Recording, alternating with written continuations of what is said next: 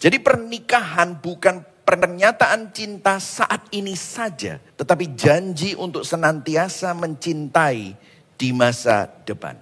Karena pernikahan adalah covenant untuk saling mengasihi. Bahkan saat perasaanmu, you don't feel like it, perasaanmu tidak mendukung. Bahkan pada saat kita merasa tidak ingin untuk mencintai. Chemistry bisa mengawali hubungan, tapi hanya covenant yang membuat hubungan bertahan. Yang setuju katakan amin. Bahwa pasanganmu bukan hanya orang yang kamu cintai sekarang, tetapi seseorang yang Tuhan sedang bentuk menjadi mulia. Yang dibutuhkan pernikahan adalah kasih yang berasal dari Injil. Tanpa Injil yang hidup di hati kita, pernikahan akan menjadi ladang kekecewaan. Karena begini saudara nggak bisa mencintai dari kekosongan. Saudara harus mencintai dari kelimpahan. Kebanyakan orang menikah dengan harapan dipenuhi, dikomplit.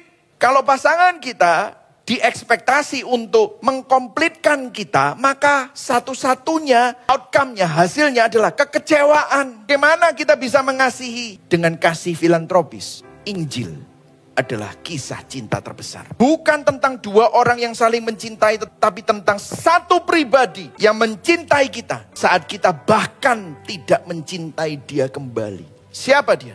Yesus. Pengantin kita yang sempurna. Karena waktu kita memandang Kristus, apa yang pengantin kita, Yesus Kristus, lakukan di salib supaya kita bisa menghidupi kasih yang seperti itu. Dia ditolak supaya saudara dan saya diterima. Dia ditinggalkan supaya kita tidak pernah sendirian. Dia disalahpahami supaya saudara dapat dikenali dan dipahami. Dia memikul beban kita supaya kita bisa memikul beban satu sama lain. Dia menjadi buruk rupa di kayu salib supaya saudara dan saya dapat dipercantik, diperindah sebagai mempelainya. Saudaraku, saudara tidak akan bisa sanggup mencintai pasangan dalam kondisi terburuknya sampai kita sadar bahwa Yesus mencintai kita dalam kondisi terburuk kita. Renungkan ini, aplikasikan ini. Saat kita dipenuhi oleh kasih dari Tuhan, kita bisa melakukan love philanthropy. And by the way, Yesus tidak menunggu kita menjadi indah untuk mencintai kita. Namun dia mencintai kita agar kita menjadi indah di dalam dia. Hanya penunjuk. Pernikahan kita sekarang hanyalah penunjuk kepada tujuan yang lebih besar. Tujuannya apa? Karena begini saudara, bahkan cinta yang paling baik di bumi pun tidak bisa memuaskan dahaga terdalam di dalam jiwa kita. Cinta tertinggi bukan ada di ranjang pernikahan, tapi di salib, di pelukan Kristus. Inilah pernikahan utama, perjamuan kawin anak domba. Bagi yang single, pernikahan itu baik, tapi let me tell you, bukan segalanya. Kita tidak perlu menunggu menikah untuk merasa utuh. Yang setuju katakan amin. Amin. Karena dalam Kristus kita sudah dicintai, diutuhkan dengan sempurna. Pernikahan manusia di bumi adalah bayangan saja, bukan tujuan akhir.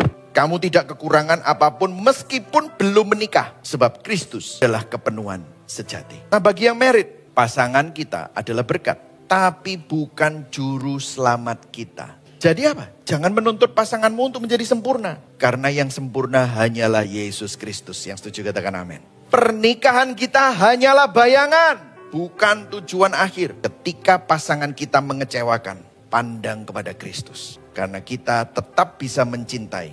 Karena Kristus yang sempurna lebih dulu mencintai kita. Itulah rahasia yang besar. Karena pernikahan adalah bayangan Injil. Pernikahan membantu kita memahami Injil dan Injil membantu kita memahami pernikahan, menjalankan pernikahan berdasarkan Injil. Kenapa? Injil memberikan kita kuasa. Gospel is the power of God. Injil memberi kita kuasa untuk menjalani hidup. Baik kamu menikah ataupun tidak menikah.